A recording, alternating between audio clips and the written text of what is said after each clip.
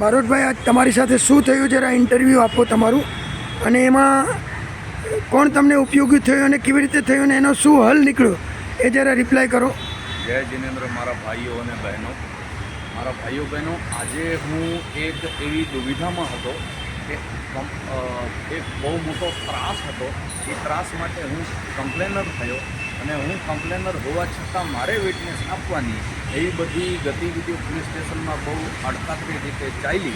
તો એમાં પ્રકાશભાઈએ મને મદદ કરી, અને પ્રકાશભાઈએ એવી રીતે હેલ્પ કરી કે બધું પોતાનું કામ છોડી બધું સમય કાઢી એનો ખંત મને આપ્યો. એનો હું આભારી છું. અને દુવિધા એ હતી કે મારી કોઈ ફરિયાદ સાંભળવા તૈયાર નહોતો, અને હું જે કહું એના ટોટલ વિરુદ્ધ જઈ રહ્યો હતો મામલો.